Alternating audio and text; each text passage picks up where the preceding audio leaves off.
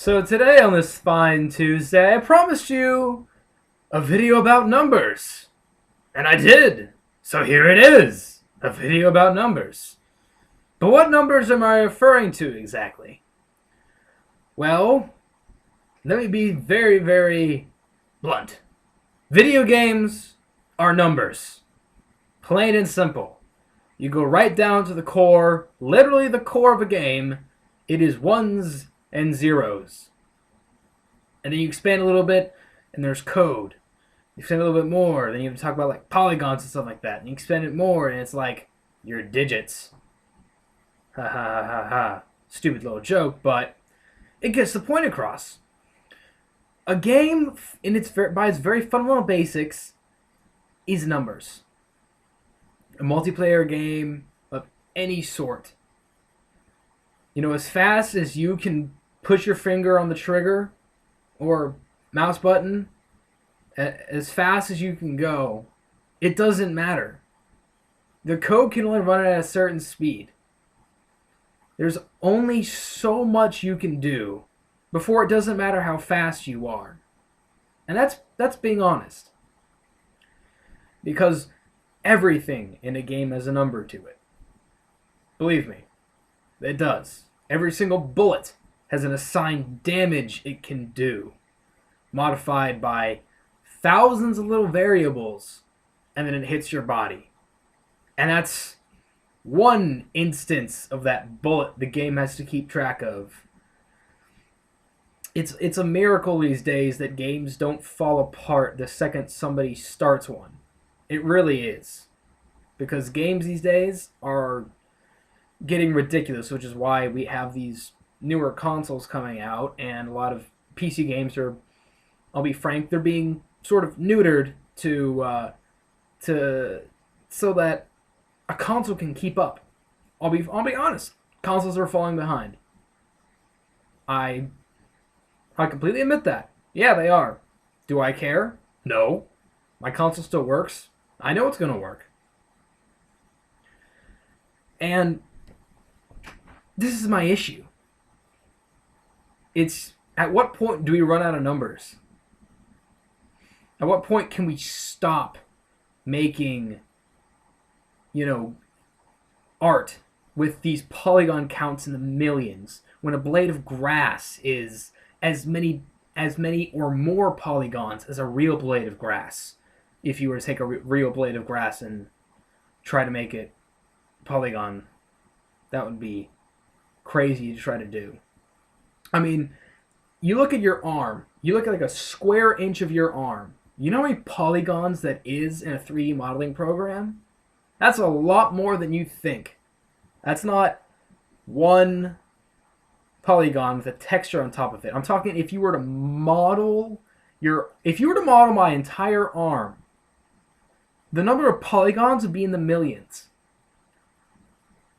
Because there's no way a game could ever fully recreate all the crevices in a person's arm. It would be ridiculous. If a game could do that, the system needing to run it, it could redesign the entire United States infrastructure probably. That many calculations running at the speed of some games, that's ridiculous. Numbers are important to a video game. They really are. It's balance. It's how balance happens. When you fire a gun, each bullet has an assigned damage bonus. That bullet probably didn't start out with that same amount of damage. It probably did a little more or a little less, or a lot more or a lot less. And a lot of this comes back to the programmers, which, fundamentally speaking, in terms of how a game works, yeah, art's important, yeah, the design of it's important, but a game would not run if it weren't for the guys who sat behind chairs for 18 hours a day working their butts off and coding. Those are some of the craziest, smartest people in the entire industry. If you work in the video game industry by itself, you're probably insane. And I salute you for it. Damn it. Games are awesome. Keep making them. I mean, look at my shirt. Minecraft. You know how many polygons are on a creeper? Probably not as many as you think. Unless there are a lot more polygons on a creeper than I think. I don't know. I haven't seen the wireframe yet. Notch. But, regardlessly, when you say to someone, oh, the game cheated me. Yeah, it kind of did. Because that's what the numbers are supposed to do.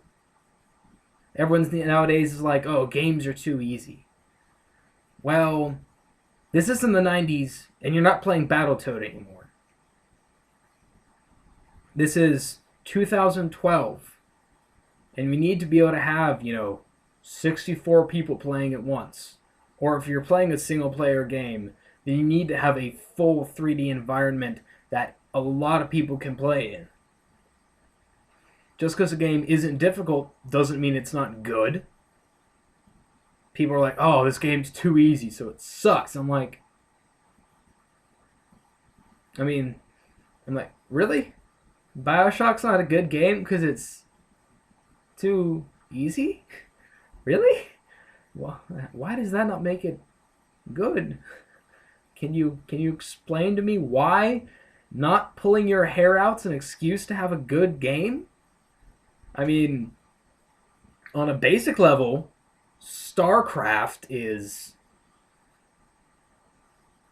easy.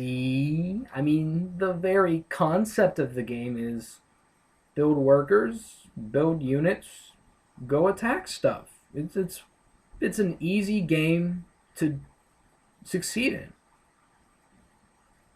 Sort of, kind of, not really, but a lot of, but not mostly, but sort of, kind of, really. It is essentially easy to play. But it's not easy to master. I mean, maybe the mastery curve's too low. But that goes back to numbers. Maybe our guns are doing too much damage. All right, well, we'll change it. So whenever it creates an instance of a bullet, the bullet does less damage. Maybe we decrease the player's health. Okay, you go modify the player object. It's all about numbers. When you shoot it, when you're playing Call of Duty, okay, and you pick up your, I don't know, your M4 or whatever weapons they have. I haven't played the game forever. And you shoot it. You shoot a bullet. That bullet has a damage assigned to it. When it hits another player, that player who has a health count assigned to it, that goes down. That's very basic in how health works. The specifics are crazy. And I wish we could get over not believing in the numbers and that developers don't know what they're doing. Because we think we know. We think we know. Trust me. We think we know, but we don't. Are we in the industry? Do we have jobs? Are we making games? No. We're just bitching about them. So stop bitching and accept the numbers. That's all I can say. Thanks for watching today's video. I will see you all tomorrow.